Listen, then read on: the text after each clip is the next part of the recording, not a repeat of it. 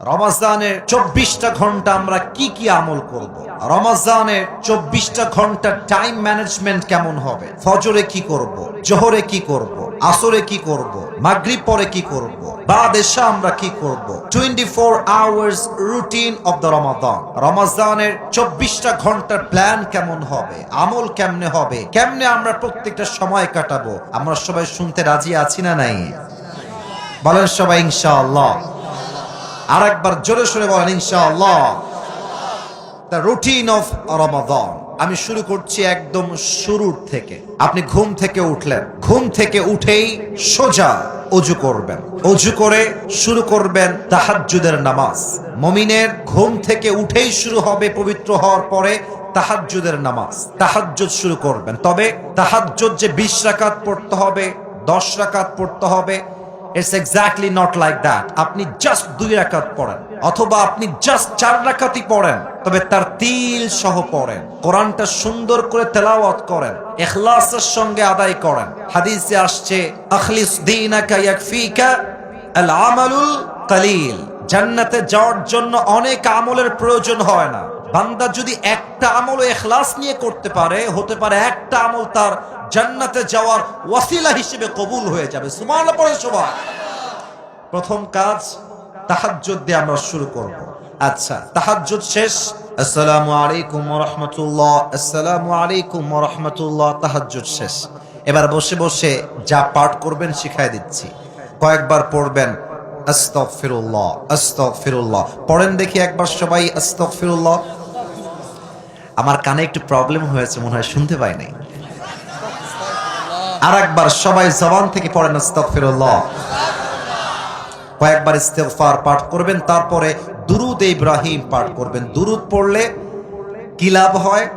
দুরুদ পড়ার পরে যেই দোয়া বান্দা আল্লাহর কাছে করে, আল্লাহ তার দোয়াটা খালি হাতে ফিরিয়ে দেয় না। সুবহানাল্লাহ।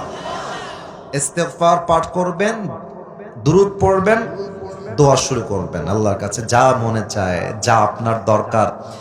যাদের বউ নাই আল্লাহকে বলবো, আল্লাহ এবার বউটা আমারে দিয়ে দাও আল্লাহ। বড় সবাই আমিন।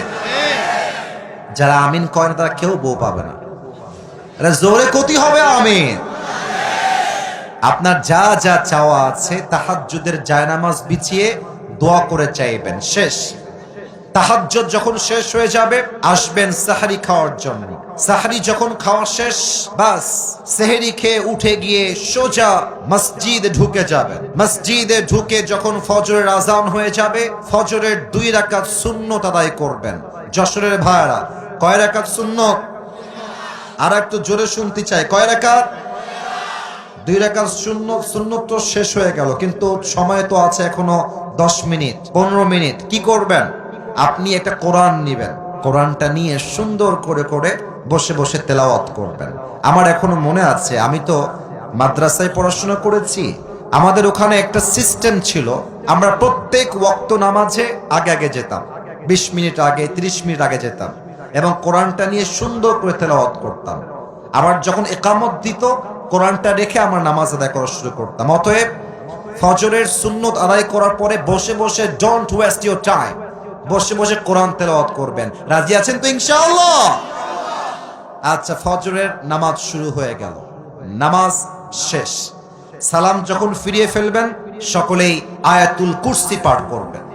হাদিসে আসছে, যেই বান্দা প্রত্যেক ফরজ নামাজের পরে আয়াতুল কুরসি পাঠ করে, লাম ইয়ামনাহু মিন দুখুলিল জান্নাহ ইল্লাল মাউত, তার মাঝে আর জান্নাতের মাঝে কোনো দেওয়াল থাকে না, জাস্ট মৃত্যু ছাড়া। ও বান্দা মৃত্যু বরণ করে না, তাই সে জান্নাতে যায় না, মরলেই সে জান্নাতি হয়ে যাবে। সুবহানাল্লাহ। আয়াতুল কুরসি পাঠ করবেন। এবার আরেকটা আমল শিখাই দেই, আমার সঙ্গে সবাই পড়েন আউযু বিল্লাহিস সামিউল আলিম। মাশাআল্লাহ, আওয়াজ এসেছে। মিনাশ শাইতানির রাজীম। এখনই যে মুখস্থ হয়ে যাবে ব্যাপারটা এরকম নয়। মিডিয়ার লোক বসে আছে, কালকে আপলোড হয়ে যাবে এইটা, অর্থাৎ আউযু বিল্লাহিস সামিউল আলিম মিনাশ শাইতানির রাজীম, এইটা পড়বেন। তারপরে সকলেই সূরাতুল হাশরের শেষ আয়াতগুলো পড়বেন। হুয়াল্লাহুল্লাযী লা ইলাহা ইল্লাহু আলিমুল গায়বি ওয়াশ শাহাদা হুয়ার রহমানুর রহিম, শেষ পর্যন্ত পড়বেন। এই আমলটা যেই বান্দা করবে, একটা লাভ বলে দেই, তার পুরো দিনের সমস্ত বিপদকে আল্লাহ নিজেই দূর করে দিবে। সুবহানাল্লাহ পড়ে সবাই। সূরাতুল হাশরের শেষ 3 আয়াতের আমল শেষ। এবার আপনি বাসায় ফিরে আসবেন। বাসায় এসে বসে বসে কোরআন তেলাওয়াত করবেন। কোরআন তেলাওয়াত যখন শেষ হয়ে যাবে, যখন সূর্য উঠে যাবে, আলো হয়ে যাবে, আপনারা সবাই ইশরাকের নামাজ পড়বেন। এর লাভ কি? যে বান্দা ইশরাকের নামাজ পড়ে, আল্লাহ এই নামাজের বিনিময়ে তাকে একটা কবুল হজের সওয়াব তার আমলনামায় আল্লাহ লিখে দেয়। আচ্ছা, তারপরে যদি আপনার মনে হয় কিছুক্ষণ ঘুমালেন, আর যদি ঘুম না হয়, সোজা জোহরের ওয়াক্ত যখন শুরু হয়ে যাবে, যে যার কাজে ছুটে যাবেন। ব্যবসায়ী দোকানে যাবে, যে জব করে সে অফিসে যাবে, যে ইমাম সে তার কাজ করবে, যে যার কাজ শুরু হয়ে যাবে। যেমনটা আল্লাহ তাআলা বলেছেন, ফাইদা কুদিয়াতিস সালাত ফান্তাশিরু ফিল আরদ, when you have done your salah spread out to your workplace। নামাজ শেষ, কাজ শুরু হয়ে যাবে। অবহেলা যে করে, অলস যে হয়, সে প্রকৃতপক্ষের বীর বাহাদুর মুসলমান হতে পারে না। ঠিক কি না বলে? আচ্ছা, কাজ যখন শেষ হয়ে যাবে, জোহরের আজান দিয়ে দিয়েছে, আল্লাহু আকবার আল্লাহু আকবার, আজান যখন শুরু হয়ে যাবে, আপনার প্রথম আমল হবে আজানের উত্তর দেওয়া। অনেকে আজানের উত্তর দিতেও ভয় পায়। একদম সহজ, যা বলবে জাস্ট রিপিট করে দিবেন। যদি আপনি আজানের উত্তর দেন প্রত্যেক ওয়াক্তে, আল্লাহর হাবিব বলেছেন, আজানের উত্তর যেই বান্দা দেয়, আমি আল্লাহর হাবিব তাকে জান্নাতে যাওয়ার জন্য আল্লাহর কাছে সুপারিশ করব। সুবহানাল্লাহ পড়েন। আচ্ছা, এরপরে জোহরের পূর্বে সুন্নত কয় রাকাত বলেন তো সবাই? আপনার ভয় পাচ্ছেন কিসের জন্য? কত হবে? কয় রাকাত? 4 রাকাত আদায় করবেন। আপনাদের মনে আছে কিনা জানি না, আমি একটু আগে বলে আসছি, সুন্নত নামাজ শেষ, মসজিদে বসে বসে সময় লস করবেন না, টাইম ওয়েস্ট করবেন না। কোরআনটা খুলে ইকামত দেওয়া পর্যন্ত কোরআনটা তেলাওয়াত করবেন। আবার যখন নামাজ শুরু হয়ে যাবে, জোহরের নামাজ পড়বেন, সালাম ফিরাবেন। প্রথম আমল কি? কুরসি পড়বেন না? কথা কচ্ছেন না আপনারা গো। কি কুরসি পড়বেন বলেন সবাই? আয়াতুল কুরসি পড়বেন। বাস 2 রাকাত সুন্নত পড়বেন, বাসায় ফিরে আসবেন।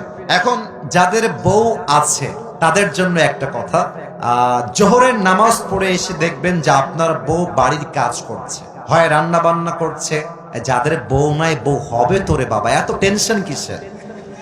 আগে শোনো, আগে শোনো আমার কথা, শোনো, আমি তোমাদের কথা একটু পরে বলবো। ওয়েট, একটু ওয়েট করো।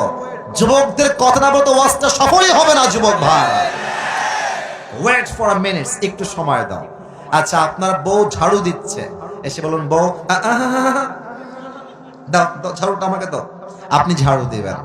আল্লাহর হাবিব বলেছেন, বউয়ের জন্য যেই বান্দা 1 টাকাও খরচ করবে, বউয়ের কষ্টে সে সহযোগিতার হাত বাড়ায় দিবে, প্রত্যেকটা কাজে কাজে আল্লাহ তার আমলনামায় সওয়াব লিখে দিবে। সুবহানাল্লাহ। এখন মনে করেন যে আপনি রান্না বান্না করতে পারেন না, আপনি না পারেন ডিম ভাজতে, না পারেন আপনি আলু ভাজি করতে, না পারেন আপনি ভাত করতে, কিছুই পারেন না। আপনি কি করবেন? বউয়ের কাছে দাঁড়ায় থাকবেন। মরিচ লাগবে আগায় দিবেন, পেঁয়াজ লাগবে আগায় দিবেন, যা লাগবে আগায় দিবেন। প্রত্যেকটা কাজে কাজে আপনাকে সওয়াব দিবে একজন। তিনি কে?